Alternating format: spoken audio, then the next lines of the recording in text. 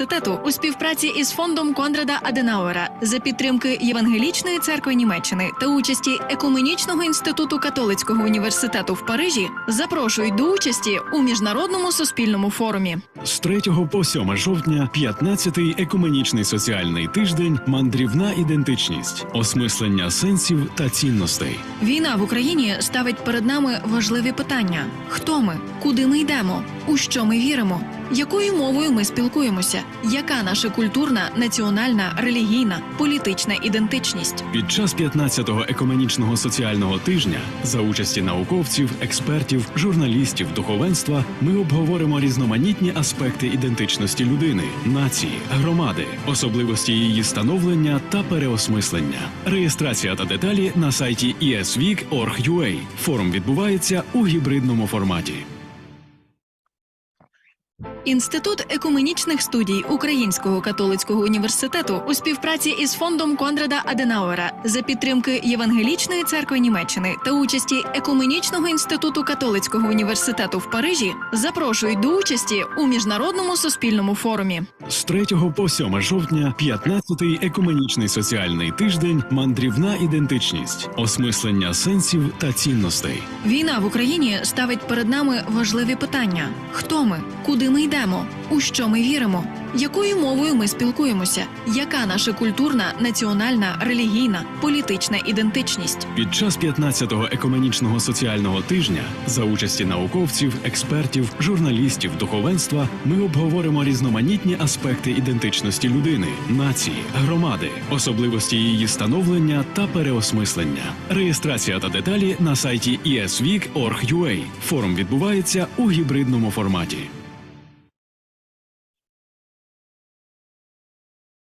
Добрий день. Hello. To follow us in English, please select English from the menu Interpretation. Щоб нас слухати українською мовою, будь ласка, натисніть кнопку Interpretation. In order to hear us in Ukrainian, please select Ukrainian in the interpretation menu. Donc peut-être vous pouvez aller sur le menu en bas et sélectionner French.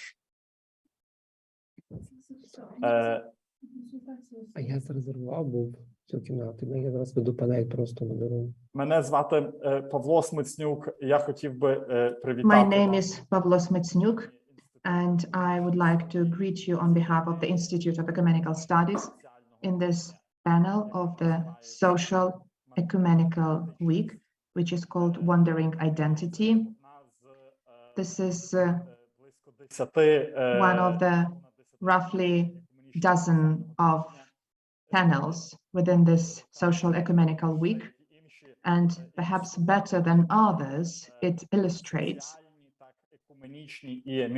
both social, ecumenical, and interdisciplinary aspects of our forum.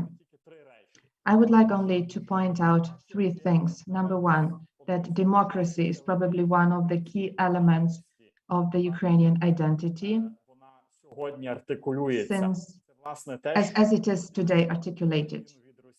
This is what differs Ukraine from Russia.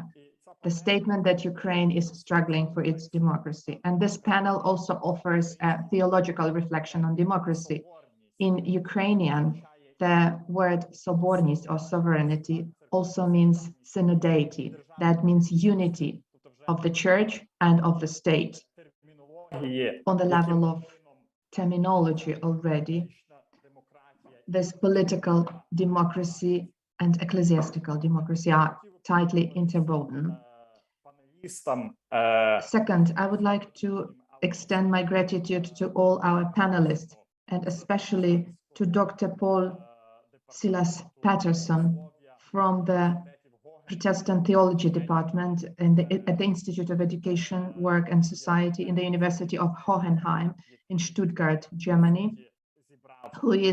who has actually gathered the speakers of this panel. I also extend my gratitude to VOLODYMYR TURCHYNOVSKYI, to whom I will pass the floor now. He is Dean of the Ukrainian Catholic University Faculty of Social Sciences And for many years, he has been working on the issues of social doctrine, integral human development, religion, and freedom. And that's why I am grateful to him for agreeing to conduct and monitor this panel and moderate it. Volodymyr, the floor is yours. Everyone. And thank you, Paula, for a wonderful introduction. You just kind of very briefly and nicely outlaid the context for this panel discussion. I'm very much kind of honored by being a part of this kind of wonderful group of intellectuals and thinkers. And I think we all kind of realize that how dramatic and tragic is the context in which this panel is taking place, which I think in a way makes it even kind of more important. We all see how fragile might be democracy, and how evil might be the evil, if I may put it this way. And I think this is critical and absolutely important to have this kind of conversations and reflections, which are also looking forward, which are embedded in ethical and theological thinking and reflection, just to build the future of Ukraine and the future of Europe and the world, which is significantly, I hope, much more secure from the world we are living today. It's a great honor and pleasure for me to introduce the panelists of this panel, which is entitled Identity, which is entitled Political Identities, Christianity and Democracy. Our first speaker will be today Professor Aristotle Papanikolaou, who's Professor of Theology and co-director of Orthodox Christian Studies Center, Fordham University in the United States. We also have with us Professor Paul Peterson, who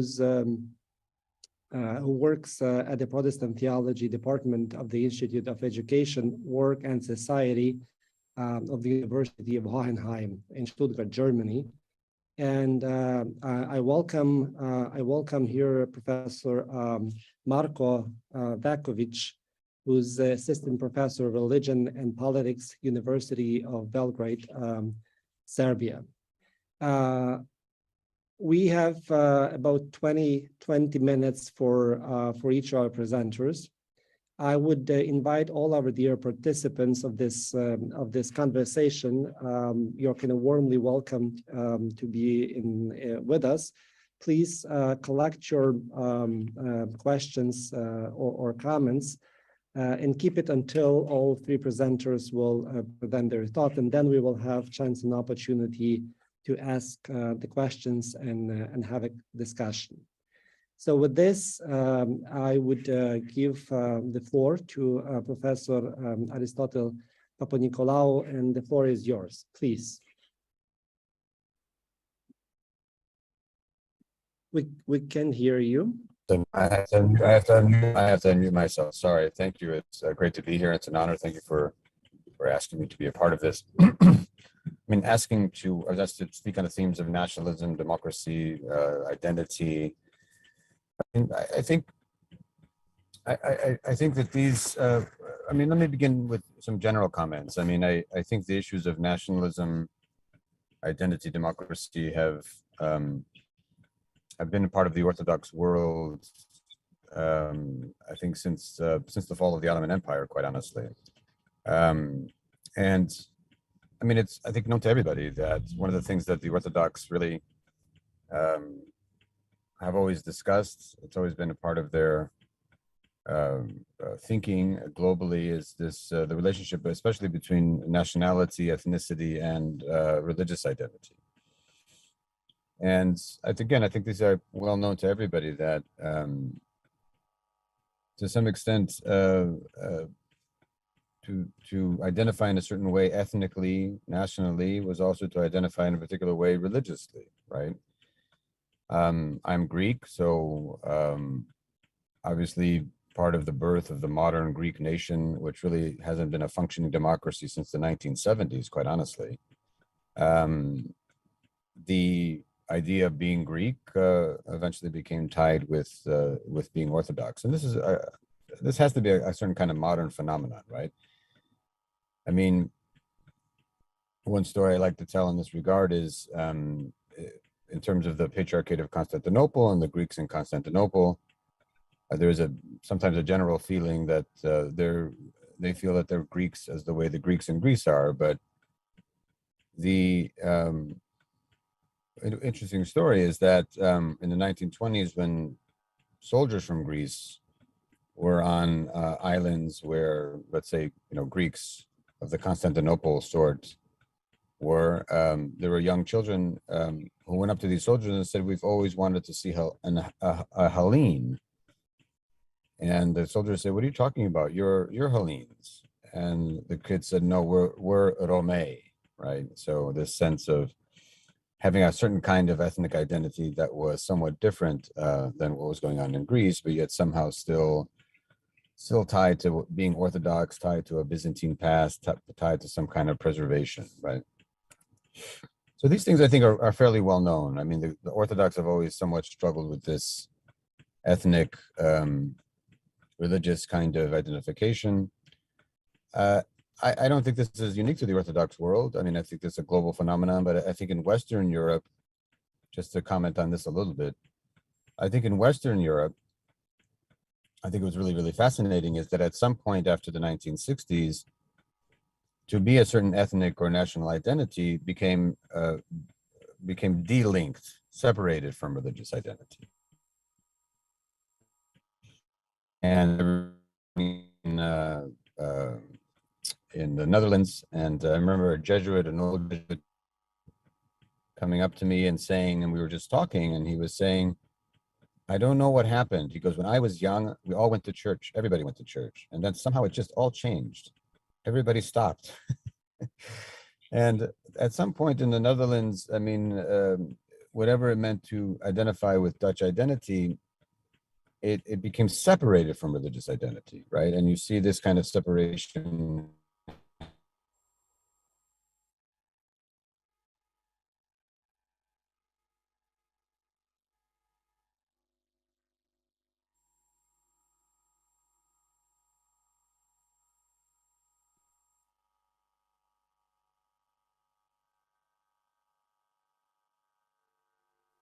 Europe, in terms of Spain, in terms of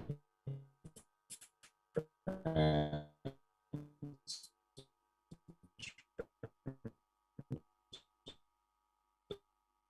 Well, I'm sorry, but I think we're kind of having a very bad connection. So Professor Papanikolaou, we just can hear you now.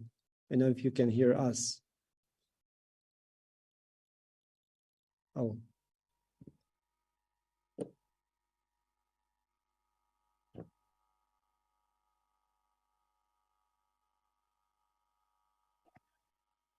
Yeah, I'm sorry about that. Here we have Aristotle back with us. Back now? I'm sorry. Yes, you're back now. Can you hear me? Yes. Okay, can you hear me? Good. Yeah. Okay, where did I leave off? Sorry. It was just last, 15 seconds or so of your that we missed your presentation. So I wanted to talk a little bit. I wanted to talk a little bit about the United States and how in the United States, that there are many people think that by default, the religious and the ethnic identity in the United States, that they're separate, right? That to be American does not necessarily mean to be American does not necessarily mean to have a particular kind of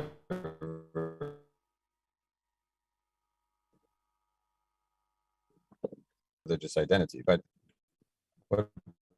what people don't realize in the United States is that even though to be again a particular religious identity prior to the 1960s, it meant that you did identify, you somehow did say you were either Protestant, Catholic, or Jew. Like those are the three big ones.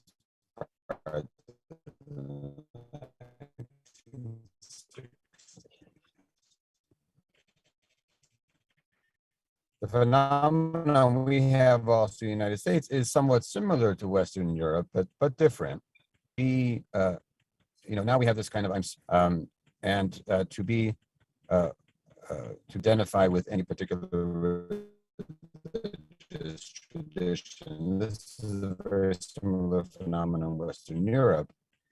But I wanted to indicate that even in the United States, we have this democracy kind of situations, let's say. And I think it's coming back now even more because we have, what we also have is this, of course, the rise of what we're calling Christian nationalism, and we're seeing that in various ways, right? So again, I mean, nationalism, ethnicity, democracy, have all been kind of intertwined for decades. I think both in the Orthodox world, in Western Europe, United States. I think the challenge in the Orthodox world, and this will be sort of my final comments. I think the challenge in the Orthodox world is that after the 1990s, especially in the communist countries and what we now call the traditional Orthodox countries, it was not necessarily clear that ethnic and national identities would be linked with religious identities. Because, as we know, within those communist regimes, they worked very hard to separate the ethnic and the religious identities, right? And they succeeded, right? I mean, they really succeeded. So after the 1990s, I think the institutional Orthodox churches worked very, very hard to bring together those things, bring together the ethnic, kind of national, and the religious identities. And I mean, I think in all the Orthodox churches of the former communist countries, and I think it has given rise, a kind of resurgence to what we know as religious nationalism. We see obviously, everybody knows to disastrous effects the role that's playing in Russia's attack on Ukraine. To some extent, we also see the role it's playing in the way the other Orthodox churches have not spoken out against that war as strongly as they should be, have not spoken out against some of Kirill's rhetoric, let's say, over the past few months. I think that has something also to do with the rise of nationalism. And the question is whether it really is compatible to move in the direction of a kind of resurgence of religious nationalism and simultaneously claim to support democratic structures. I mean, I think this is the issue. I don't think there are Orthodox churches that would reject democracy around the world. I don't think so. I mean, I know this is going to sound odd, but I think even within the Russian space, there's not necessarily a denial of democracy, even though, because they tried, of course, we know there's no democracy there. Of course, we know that. But there is this kind of presentation somehow that it is a democratic space, but just one that supports, let's say, traditional values and has a different kind of identification with the West, right? So it tries to be a democracy that's different than the West. We see something similar happening in Hungary as well, right? And I think slowly but surely within the Serbian space as well. So I think that what we're seeing in the Orthodox space now is a certain, after the post-communist situation, is a relinking of ethnic, national, and religious identity.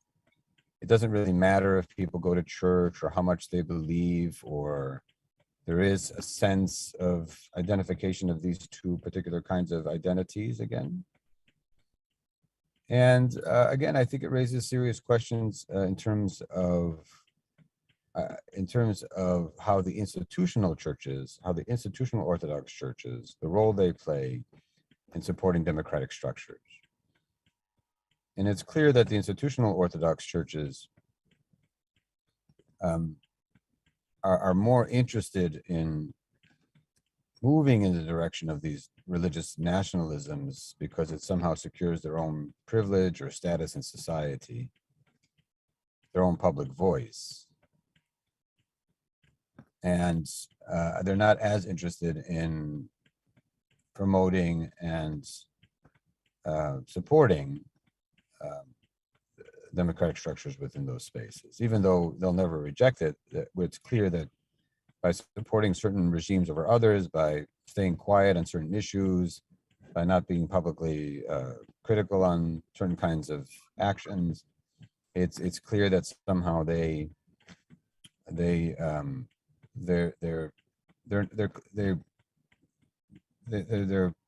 it's clear that they're not really in support of what we might see as the kinds of the kind of structures in place if we really want to see something be a kind of flourishing and a thriving democracy.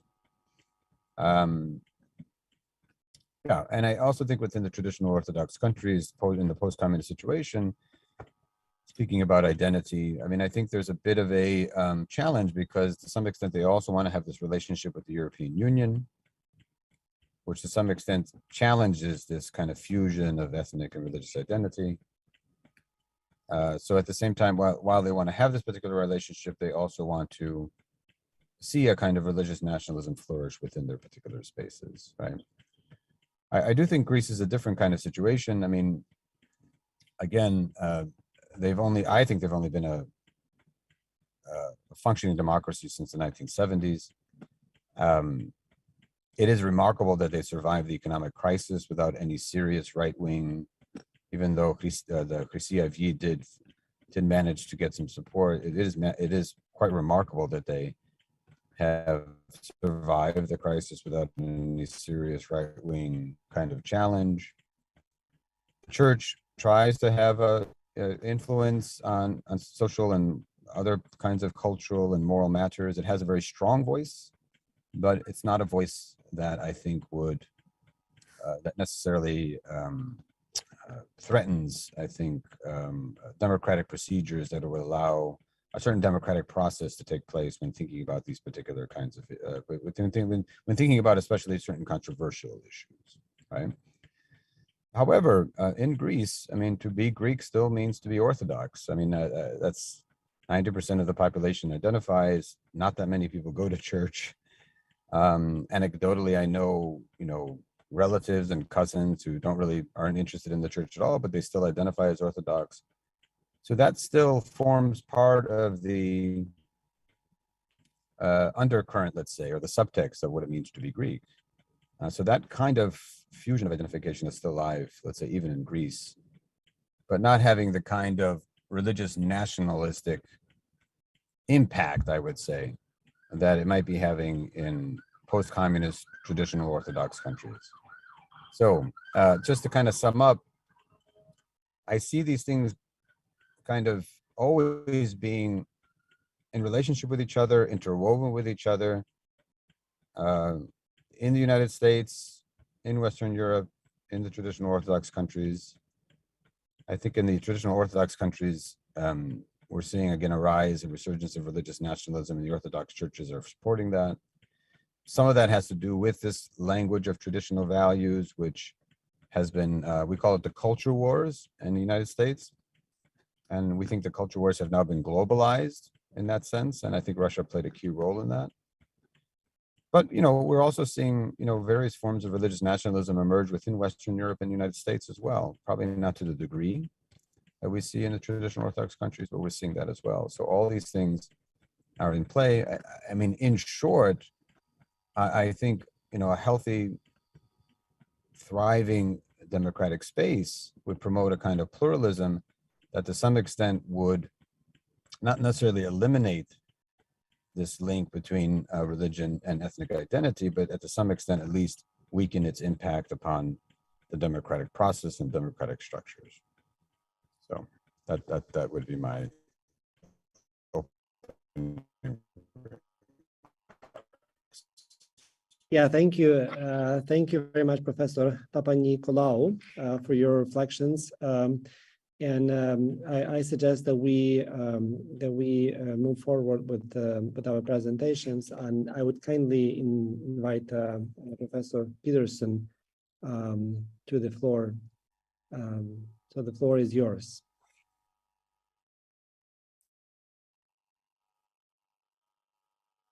Thank you very much.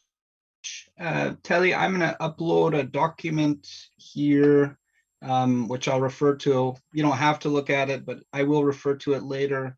It's just some graphs from contemporary research groups that are working on the subject of democracy today, and kind of addressing how difficult the situation is.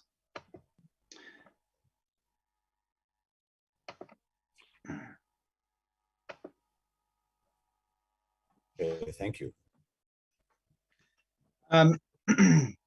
According to the United Nations statistics published just a week ago, at the end of September 2022, there has been around 6,000 civilian deaths during Russia's illegal and unjust invasion of Ukraine, including nearly 400 children.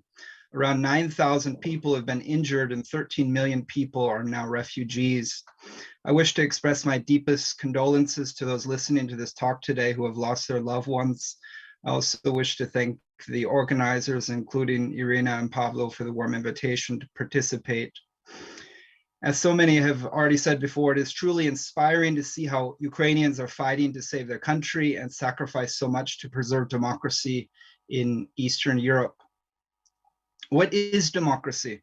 What keeps it alive, and how is Christianity related to this? These are the questions that I would like to address in this short talk. I'm going to start with a definition.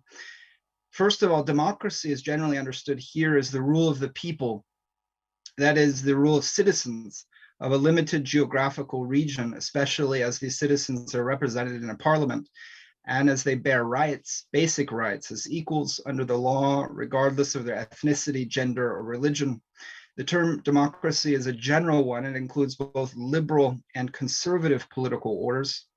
By comparison and contradistinction, democracy is not the rule of an autocrat, supreme leader, or dictator, as was typical of the totalitarian systems of the 20th century.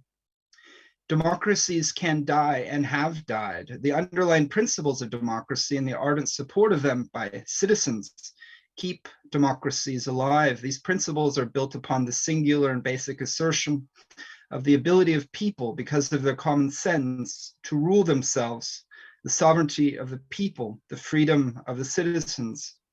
It is an essential rejection of the rule of a royal family or of a king or of a monarchy, religious leaders in a theocracy, or a small group in aristocratic systems, or an elite class that is super wealthy, or philosopher kings, or the rule of a mob. And as we must add today, the rule of a neo-imperialist autocrat.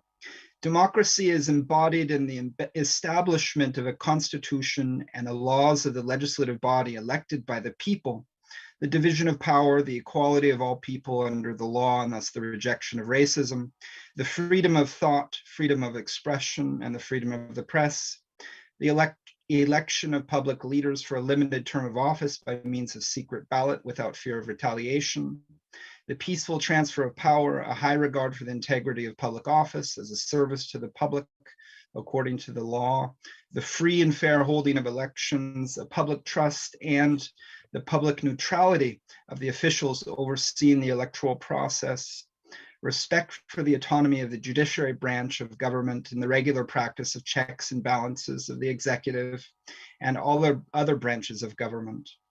Democracies thrive when there are high levels of participation and thus a robust civil society based on respect and equality, open competition of ideas and arguments between multiple parties, and transparency regarding the operation of government and application of the law. Sadly, we could draw up a very long list of contemporary examples in both new democracies and in old ones on both sides of the Atlantic and across the world today that show us that these principles of democracy are often tested in the gray zones regularly challenged, and gut-level arguments are made laughable in highbrow intellectual theories, or even on occasion rejected outright by brazen anti-institutional mavericks, or systematically undermined by states, such as in China's global media influence today. Many international research groups that study democracy today see these various democratic principles in danger or in decline in many parts of the world today, and in many established democracies as well. From antiquity today, democracy can only function when the citizens really believe in it, live it, and are willing to protect it and hand it on to the next generation in a condition that can be continued in good conscience, so that the political order of free citizens freely governing themselves can continue to thrive. How can Christian communities contribute to the strengthening of the democratic principles and help their respective democracies navigate through the challenges today in order for it to withstand in both contemporary and future challenges? I think that this question will be answered differently depending on the ecclesial tradition and the specific national context. I would like to return to this question after addressing the term identity. In a recent interview with an anonymous Ukrainian living in Mariupol under the puppet government set up by the Russians, the person said that after the city was taken over, the quote, Russians went from apartment to apartment, destroying everything connected with Ukraine, end quote. The same person said, quote, at my home, they burned Ukrainian symbols and lots of books, end quote. Countless Ukrainians were also killed and deported, and many are still missing. Clearly, this is an example of the Russian soldiers attempting to destroy Ukrainian identity. They saw this identity embodied in not only not only in the literature in the Ukrainian people, but also in these pictures in the apartments that were destroyed, and certainly in the Ukrainian flag. This report of the destruction of these objects is both a simplification of Ukrainian identity as being embodied in these objects and an act of violence to destroy it. Certainly, Ukrainian identity is more than these objects. Yet, how can we articulate identity the Ukrainian identity or any cultural, literary, social, or political identity without falling into this simplification? Is the very determination of this cultural and political identity an act of aggression? The attempt to define it can be a limitation of it, and thus a simplification of it. It reduces its complexity to possess it, or even, as in the case here in Mariupol, to control it and destroy it. Thus, we must understand identity in the visible and the invisible realms, including the undetermined realm of freedom. Our understanding must also and always be open to that which is on the horizon, which is coming, which will emerge, which has not yet been determined. Identities are open. Cultural, social, and political identities, like the Ukrainian one, which the Russian soldiers are trying to destroy by burning books, are often reinforced in these moments of persecution. The action can have the opposite consequence than the one intended. The attempt to destroy it galvanizes it and solidifies it. Certainly, one aspect of the Ukrainian identity that President Putin and the soldiers serving him are trying to destroy is the democratic dimension of Ukrainian identity. The democratic transformation and development in Ukraine and the deepening of this political tradition in Eastern Europe is his enemy. We can hope that Ukrainian democracy will acquire an even deeper level of affirmation because of this war and this brutal attempt to destroy it. While it is, in my opinion, impossible to classify identities in any comprehensive sense, we can describe specific cultural, social, and political trends as they are developing in continuity and discontinuity of the past. There are moments in these processes of the unfolding and realization of these complex identities which can be points of transformative inflection or turning points. We are living in one of these moments today, it seems, in a moment in which democratic thought is being rediscovered and reclaimed while some are trying to destroy it or simply disregard it. This moment today is surely different in essence when compared to other events in history, yet there is a parallel to be drawn when democracy was challenged in the past. Whenever that happened, a counter movement of affirmation always rose to the occasion and grew with corresponding intensity. This point of inflection or turning has emerged in continuity with older traditions. Thankfully, in the Ukrainian case, an ethnic theory is not being offered as the unifying vision of the political identity in Ukraine, as far as I can tell. It is not also based on a specific religious tradition because Ukraine is so multi-religious. There are so many traditions in Ukraine.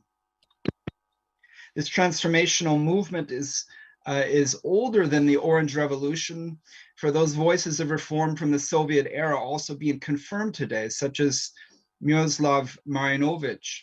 Ukraine has chosen a path of democracy and has rejected the autocracy, authoritarianism, and centralized control of the Russian system under President Putin. We may hope fervently that after the war is over, it will hold to the path of transparency, the rule of law, rights of immigrants and minorities, division of power, freedom of speech, freedom of the press, freedom of the courts, and international cooperation, as we hope for other established democracies in Europe and the United States, for example. In all of their complexity, political identities are neither set in stone in the sense of being fixed entities, free from the trials and wear of time. They can be conflicting unities, differentiating unities in tension, or even reconciled unities in difference. Political identities are also not entirely fabricated and constructed in every moment of history, as if they could be formed out of nothing and then recreated in another moment in an entirely different sense. They undergo processes of transformation. Older trends and habits of the heart and mind are changed or even forgotten, while new ones are formed and thrive. What role does Christianity play in this dynamic interrelationship of democracy and political identity? In the first sense, identity questions such as where did we come from, who are we, where are we going, or more concretely, what is the point of our existence here on earth? What is the meaning of our life as an individual or as a part of a family, as a church, as a part of a community, as a neighborhood, or a larger community in society, or a political order in a state, or even a civilizational tradition, or the broader world community? These identity questions can be answered from the Christian tradition, at least, with simple answers such as God created us for happiness and flourishing together, to be a community imbued with the love of neighbor and a striving for justice and righteousness with others and in the presence of God. This kind of answer to these identity questions in various forms is often provided by diverse expressions of Christianity and other religious traditions. In this, as one can see, religion plays a major role in answering identity questions. In other words, it contributes to the formation of human identities in all their complexity. In various forms of Christian faith and the various forms of Christian community around the world today, and especially in those places with large Christian populations, plays a major and often only partially recognized background role in the formation of cultural, social, and political values, self-understandings, and basic conceptions of human origin, human essence, and future, and the articulation of the ideal community and ideal social and political order. In short, religion, Christianity being one of these, is a major and influential player in the formation of cultural, social, and political identities. In this basic claim, religion is understood not as a one-dimensional sense, as a merely passive realm of reflection of human experience, even if it is also passively influenced by all of these factors in the life world in which it exists. Religion is rather understood in an active and in generative realm of creative and formative energy. In political orders as well, it plays a role in forming them.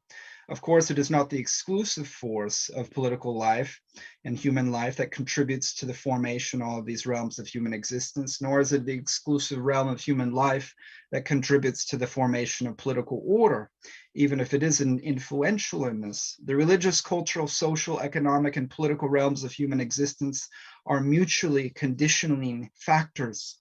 If we link these strands of thought together and ask ourselves the way in which democracy generally understood and the principles of democratic government are conceptualized, understood, evaluated, and addressed within Christian communities by Christians and Christian leaders, this all has a fundamental impact on the respective political orders in which we live.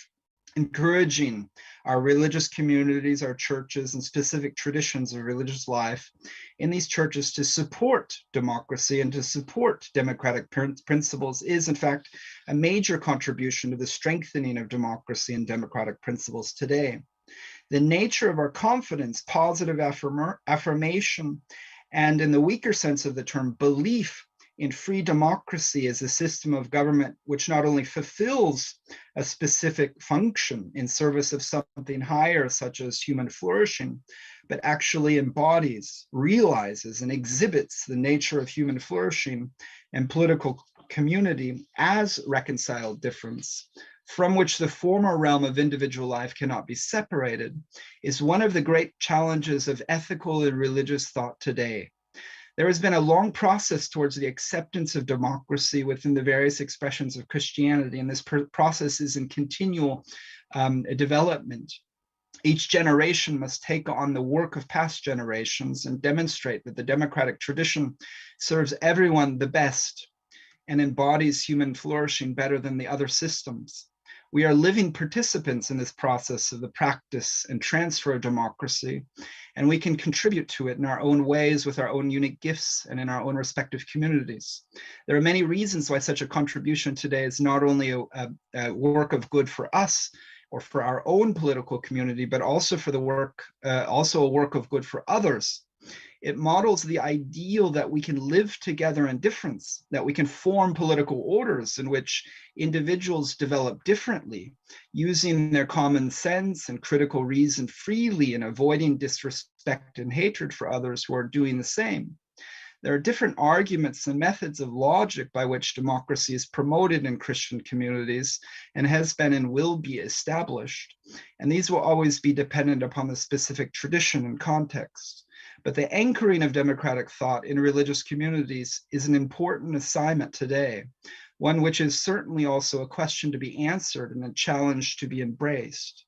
When this work is abandoned and forms of autocracy are blessed in the Christian sense, the Christian church itself can become a danger to human flourishing. In every context, the message of Jesus of Nazareth, the message of loving our neighbors, of working for peace, of turning from evil, of declaring the truth, and of seeking justice, will take on a unique form in every single context differently. In some contexts, it may be actions and words of solidarity. In others, it may be a message of criticism, critique.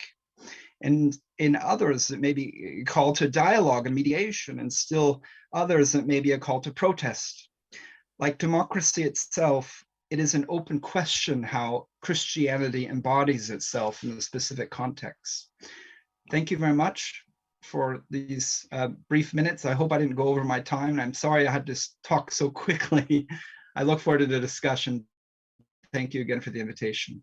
Yeah, thank you very much, Professor Peterson, for your thoughts and presentations. Indeed, we're kind of looking very much to our conversation and discussion. With this, I am happy to invite our third speaker, Professor VEKOVIĆ, to the floor. The floor is yours. Okay, thank you so much. Of course, it goes without saying that I'm super thankful for being here with all of you.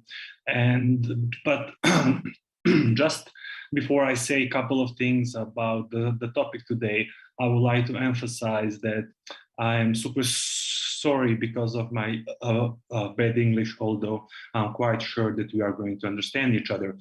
On the other side, I'm also happy that we are finally here on such international forum where we can talk about orthodoxy and politics in general, because it is my impression that after the Russian aggression in Ukraine and the Ukrainian war, my impression is that not so many people outside of Eastern Europe are actually familiar with what is going on in the Orthodox Christian community and how things are actually working in the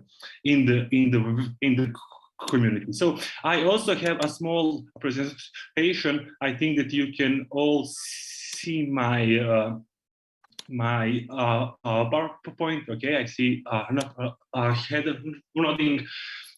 I think that the bar of expectation now is super high after Telly's and Paul's talk. So I will just try to give a couple of numbers specifically on what Telly was talking about, that the orthodoxy and identity is a story as old as the Christianity, yeah, or something like that. I do have some slide here on why I'm here, because Paul sent me an email, and what my impression was that I was supposed to talk about the book. Yeah, okay, man. Appreciate it, but I don't want to talk about the book here today. Of course, if anyone is interested, I will be happy to answer questions about the main argument of the book in the Q&A session.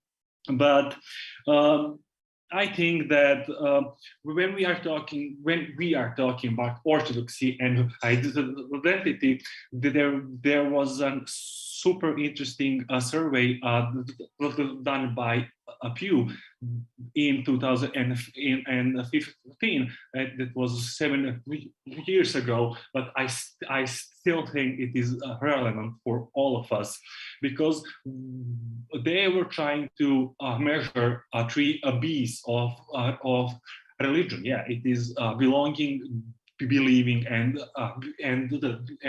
behaving. So it is, as Telly said, it is quite easy when you ask people in Eastern Europe, do you belong to a religious organization, and 85% of Serbs will actually say that they do belong to a Serbian Orthodox Church, and it means that it is an important part of their identity. But if we take even a glimpse, look in the countries that are Orthodox majority countries, we will see that it is almost the same as in Serbia, as in other countries as well, because you will have extremely high percentages of those who will say that being an Orthodox is important for their national identity. Also, from this survey, I think that for all of us, it is important to see that the percentage of people in Orthodox countries who will agree with the statement, our people are not perfect, but our culture is superior to others, and then you will also find extremely high percentages of people who thinks that their culture is superior to others, and that is actually what we are calling a culture wars. Yeah, but also something which is also for, I think, for all of us interesting, is that the percentage of people who completely or mostly agree with the statement that Russia is necessary to balance the influence of the West. So, and this is, I think, where we are talking about identity, and when we are talking about values, and when we are talking about politics. And of course, this is also a place where we can find that influence of the Orthodox Christian Church. However, I think that the whole nexus between orthodoxy and identity is actually quite easy to explain, because the orthodoxy has a specific structure, and from the historical point of view, the independence of the states always goes hand in hand with the with the independent church. So it is very interesting because it means that the political development of the state was very tightly connected with the Orthodox Church, and this is a story from Serbia, and I also think this is a story from almost all other Orthodox Christian countries. Of course, the Church also had its doctrinal reasons that we usually call symphonia, and it is a quite straightforward argument by Elizabeth Prodromou in her article, The Ambivalent Orthodox. However, so when we are talking about do you belong to a church, it is quite straightforward. But what about believing? So here I do have some of the basic statistics on a Serbian case. So statistics, when we are asking, do you believe in a God, life after death, and so on, you will see that people in Serbia tend to be as religious as most of the people in Eastern Europe, but I think it is also quite similar with the Western Europe as well. However, I think that we have a problem in here. So now I'm talking about a Serbian case specifically. Serbian churches are empty. On the Sunday morning, Serbian churches are almost empty. No one is attending. So I think that is an issue, and I think that is exactly where politics and the states come into the picture. Because if you see here, only 6% of Serbs are attending a church at least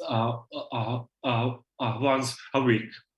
So I actually did a field work study in April this year on the churches in Serbia, and what we actually did, we surveyed 56 churches. So you will see here, this is the map of Serbia, and on a Sunday morning, and all of them were almost empty. So now what we can so my whole idea for my talk here is that to try to explain why does it matter, because I think that the dominant pattern in Serbia is belonging without attending. And it is quite different than Telly was talking about Western Europe, because in the early 90s, I think Davy was trying to explain the religiosity of people in Western Europe, and she coined that term. It is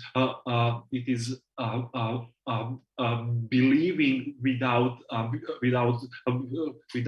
being a part of a church. So it is a quite different thing, I think, in Eastern in Europe. So when you are talking about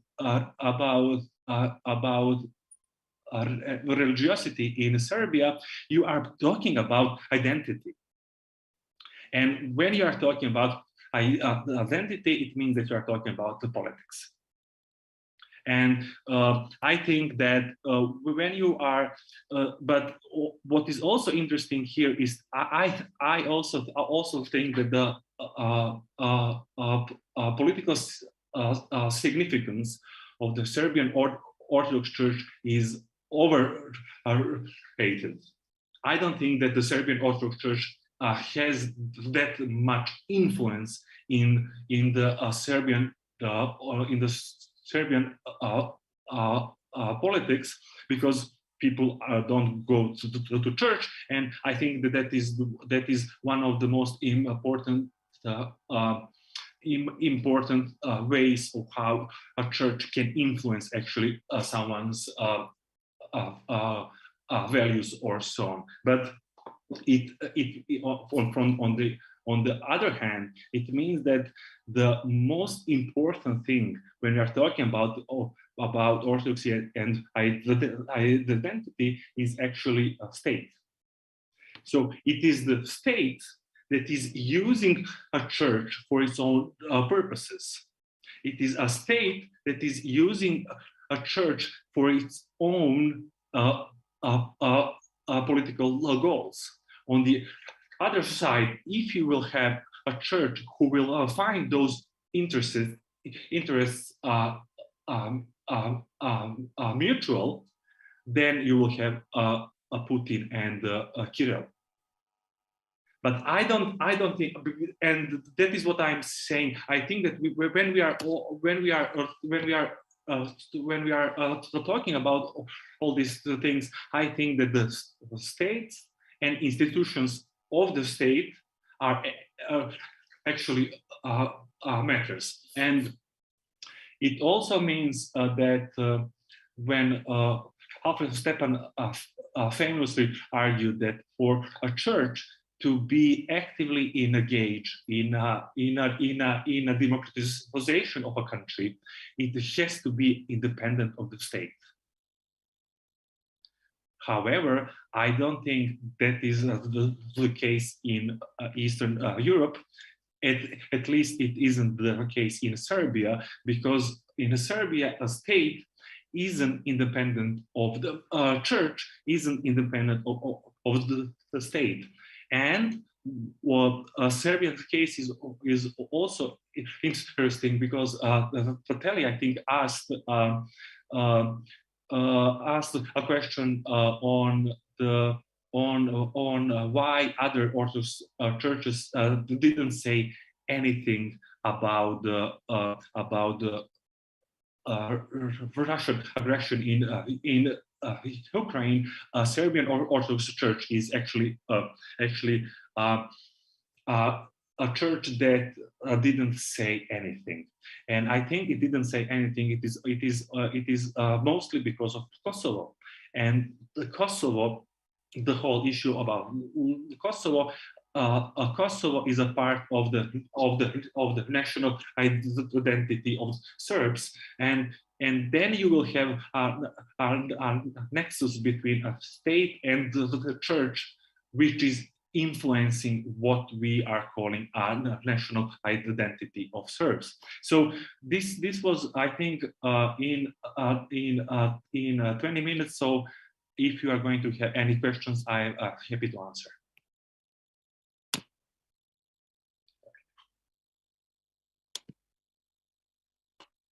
Thank you very much, Professor VEKOVIĆ, for your presentation. Indeed, I'm very grateful to all of our presenters, and now we have about 20 minutes for Q&A session. I'm inviting my colleagues who are listening to this panel to send their questions, ask their questions. I'm going to ask our participants to answer these questions. In the meantime, let me quickly say the following thing, and perhaps this might be a question to all of you, my dear colleagues.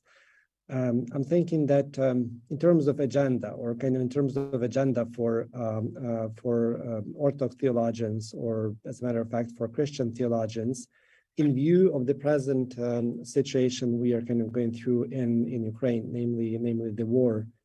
And this is something that you probably have already kind of expressed or mentioned in one or the other way in your presentations, but still, if the question is about what should be on the agendas of Christian and Orthodox theologians these days in view of the drama and tragedy which is unfolding in Ukraine, what would you answer? What would you propose for that agenda? Please, I know who's willing to be first in answering this question.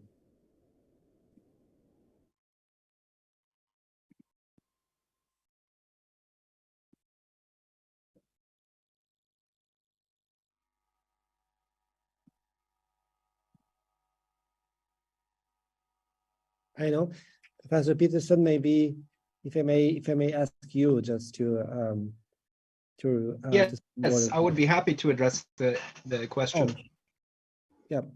Yeah. Would you like me to address it? I would say that on the agenda, theological agenda, let's say, for Christian theologians, the really big question ethically is the nature of just war, the debate about the justice and injustice of this war, basically. That's an initial question, a forerunner, which helps us to evaluate the ethical response to this. That's more of an ethical debate, but that's related to Christian theology as well. And of course, I believe this is a totally unjust and illegal war. And I've written about this. On the other hand, I think basic Christian questions about the relationship between church and state need to be addressed. Theologically, how do we articulate the nature of in terms of ecclesiology, the position and the relationship of the church over against the state? We've seen a huge breakdown in Patriarch Kirill's relationship to Putin, and I think I wasn't alone in being extremely frustrated about the way in which this went up right up into the WCC, and we've had a lot of debates about this. In Germany, it's been a huge discussion. There's been a lot of people that have been involved in this debate. How can we say that we are a community of churches working for unity when one member church is essentially endorsing a warfare against another country and other member churches? This is, to me, this is a really dark hour for ecumenism. And I know that a lot of people have different views about ecumenism and the work towards the unity of the church, but I think we've entered a very dark hour, and we have to ask ourselves, what is really the basis of our unity in any sense whatsoever, if we can be a part of ecumenic communities together and working groups in which member churches are essentially endorsing warfare. So this is a huge question, the nature of our ecclesial unity, the foundation of unity, the relationship of the church to the state. And I think long-term, the question of reconciliation, I'm not sure how it's going to work or what's going to happen for Ukrainians and Russians. I have no idea. I'm an American living in Germany, but looking at this situation from the outside and reading the things that I read, I have no idea how reconciliation is going to be achieved between Ukrainians and Russians in the near future. This seems to me to be a huge assignment theologically, how we're going to come to some sort of working relationship of reconciliation. I mean, I think that they need to restore the borders. I think there needs to be reparations of payment to the Ukrainians. I think there needs to be integrity of Ukrainian territory as a basic precondition. But those are, I think, major questions that we're going to have to address going forward. How can we reconcile under these conditions and as churches? I mean, how is it going to be possible for Christians in Ukraine to sit over against at the table to Russian Orthodox and also Protestants? I mean, there's Protestants that are also endorsing this in Russia. How are we going to sit together and, let's say, in a church service and have communion together? Is this going to be possible?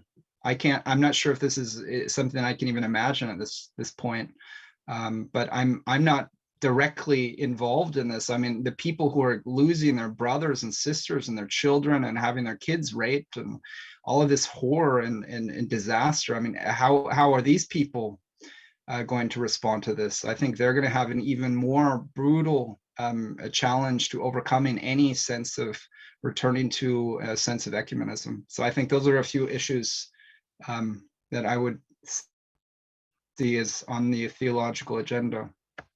Yeah, thank you very much. And Professor PAPANIKOLAOU, would you add something to this agenda? Somehow can you modify it, looking at what's going on in Ukraine? So can you repeat the question too? Because I think I came a little bit in and out because of my internet connection, which I apologize for. Oh, sure, gladly. I mean, the question is, looking at what's going on in Ukraine, I mean, namely the war, what would you suggest should be on the agenda of theologians or of the Christian churches, to put it kind of more broadly? I mean, these days, what should be kind of discussed, taken care of, rethought, perhaps, which direction we should be, as say, intellectuals, moving forward in the future? Well, I mean, right now the key issue for me in the Orthodox Church is the way the other Orthodox churches are not as strongly speaking out against not simply the war, but the kind of rhetoric they're seeing from, you know, Patriarch Kirill. I mean, that to me is a problem. I mean, to some extent, the synodality system is supposed to be kind of like a checks and balances in a way. And because we lack a functioning global, you know, synodal system, I think the other churches, again, I think that they're not simply against the war, which they're not even strongly doing that, as strongly as they should, that is. I mean, to see, like say, Kirill now talking about if you die, your sins will be forgiven, and how clearly that, you know, appropriates, as my colleague George Dimokopoulos wrote about on public orthodoxy, how that appropriates crusade discourse, how it, you know, it's kind of like the forgiveness certificates that we always used to accuse the Catholics of, and somehow he's just using all this language. So I think we need to be talking about our global ecclesiological structures and the way in which, because I think I don't know if it would change what he's doing, but I do kind of impact or a different way of seeing how the Orthodox, that there's diversity within Orthodox, and threat that more strongly that this is not something that's acceptable within the broader Orthodox world. But other than that, you know, the Orthodox used to pride themselves on not having a just war theory. Well, maybe if we had a just war theory, that, you know, maybe the Russians maybe that would have had some impact. What's interesting is in the social document of the Russian Orthodox Church in 2000, they claim that we have a kind of just war theory, and they are actually acting against what they wrote in 2000. And of course, they're doing that because we all know, I mean, the Patriarchate has simply become a department of the foreign ministry in Russia now. So they have no choice. I mean, well, they have a choice, but that's really what's happening. And then, I mean, the third thing is just, you know, what's been mentioned is just spiritually the kinds of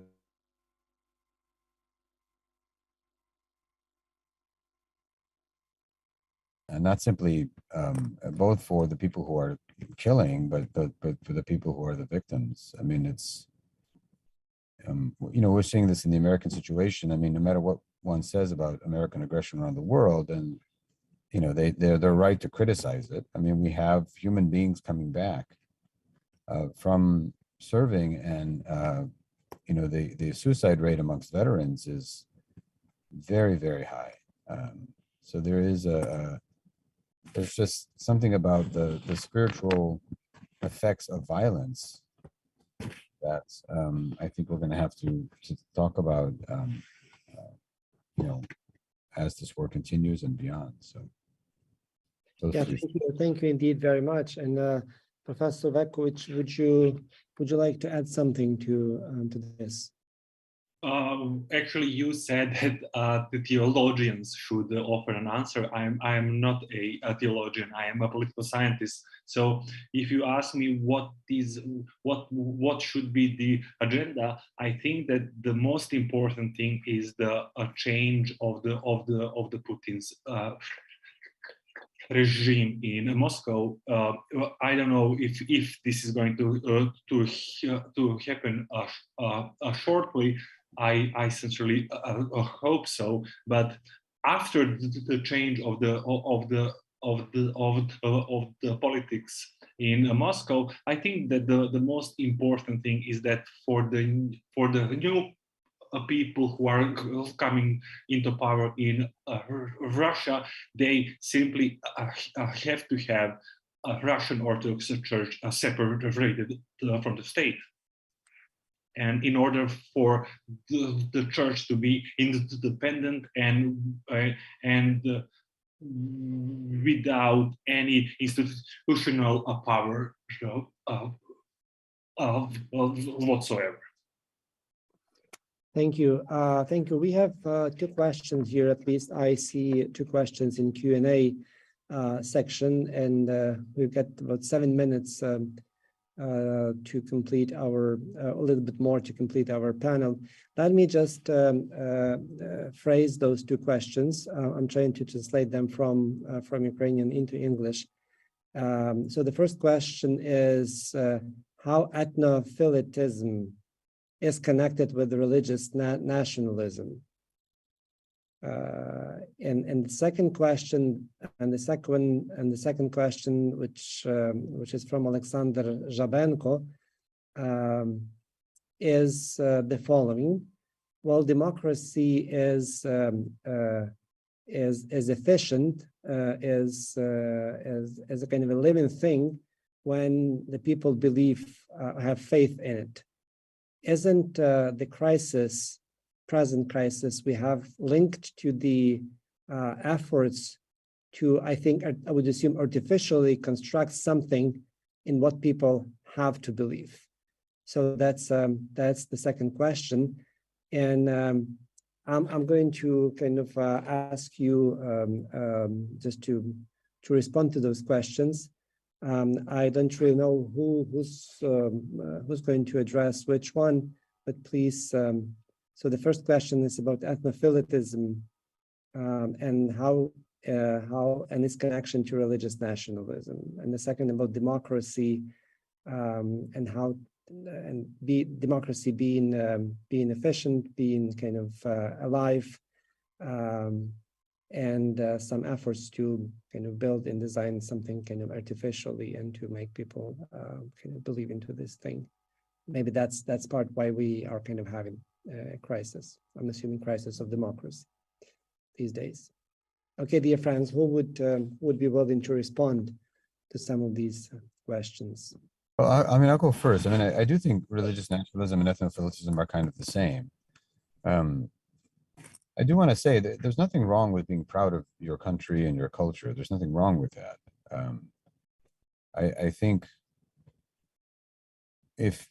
what I think, however, is, you know, when one uses religion to try to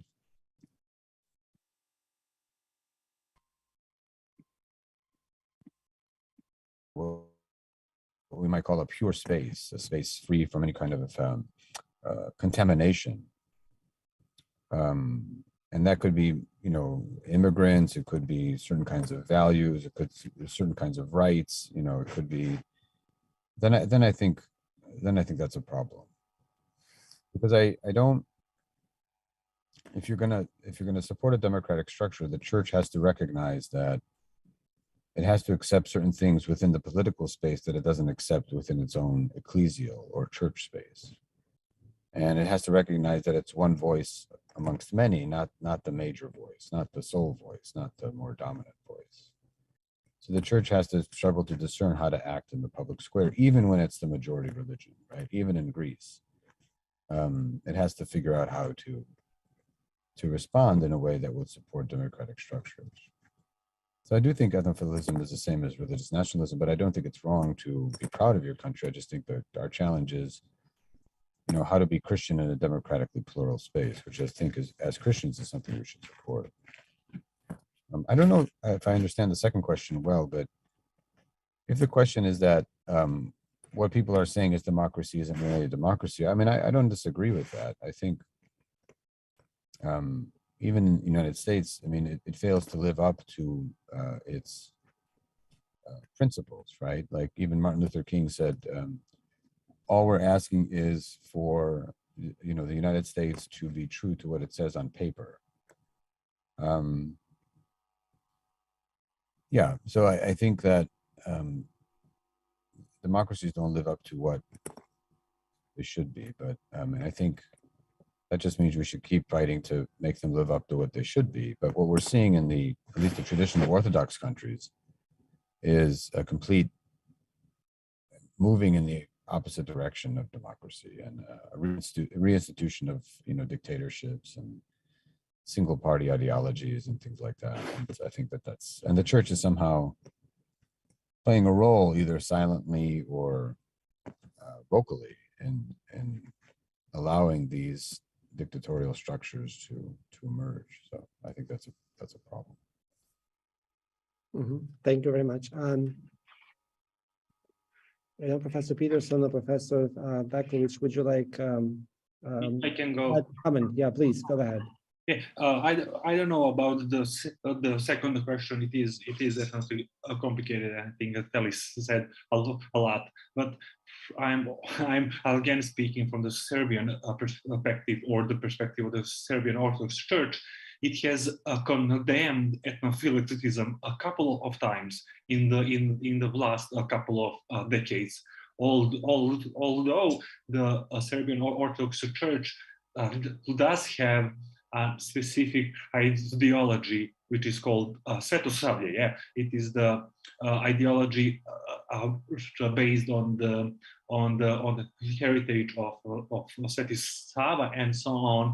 And when a church has a specific ideology, when you try to transform ideology into politics, it means that you are exporting your ideology throughout the former Yugoslavia. So, and that is why the Serbian Orthodox Church is considered to be one of the most important political actors in Montenegro, in Croatia and Bosnia, and as well as in Kosovo, because it has that notion of the ideology which is called Svetosavlje, and which isn't anything different from ethnophilitism. Yeah, thank you very much. And Professor Peterson, would you like to add something to this? Yeah, I would add. This is the ethnic relationship between. This is not something exclusive to the Orthodox traditions, of course. Let's just say, looking at the American situation or the German situation in the early 20th century, all of these contexts, we have this complicated unification of ethnic identity and religious traditions and politics. Unified in this is a slow process in which different nations and political contexts and ecclesial traditions emerge and realize you can have a separate political realm and multiple different ethnic groups and multiple religious traditions coexisting in harmony with one another. It's the great project of democracy, I would say. And regarding the second question, in my opinion, there is a debate to be had in churches, in religious communities, in theological seminaries, in congregations, in the leadership of churches. Do we really support democracy, or do we prefer a more autocratic system, or do we want to remain essentially neutral on these issues and try to hold out and stay back and not be involved in these ethical religious debates? I think the big challenge is to essentially support human affirming, human flourishing principles without necessarily aligning Christianity with a particular political party in the spectrum of democracy. The principles of democracy require multiple parties. And that is, I believe, the great challenge of in many contexts today, to position the church politically without directly aligning it to a specific party. I think that's a big challenge. But I would only agree with what Telly just mentioned, and that's the same in all of our democratic countries. We have ideals that we have on paper, and we have to fight for these and work for these. And I think it's going to look different in every context, how that realizes itself. I don't think there is a simple answer to the question how those things develop. I think I'd leave it there at that point. Well, thank you very much indeed. Well, it's time for me to thank you all, dear colleagues, for your presentations and for opportunity to share the time with us. I wish you also share the space with us, but maybe that will happen at some time. Would be wonderful to have you with us here physically at the Ukrainian Catholic University. You all are invited to come, and we are confident that the time will come when there will be no problem gathering and coming and continue our conversation here. I'm also very grateful to all of the participants who joined us for this panel. At least those people that I'm kind of seeing in Zoom. There's probably participants who were kind of viewing us on Facebook. I'm very grateful to Pavlo and his team and the Institute for Ecumenical Studies for organizing this specific panel, but also for hosting a week of events and conversations and discussions at the times that we are going through now. I mean, this is certainly very timely. I think that while Ukraine has turned into a hub or international hub of solidarity over the last few months, and I think that that Pavlo and his team, they are kind of building and developing an intellectual platform, intellectual hub for sharing our academic solidarity in thinking about the future of this country and the future of the world. So thank you so much for investing your time and efforts in present day conversation. Thank you very much.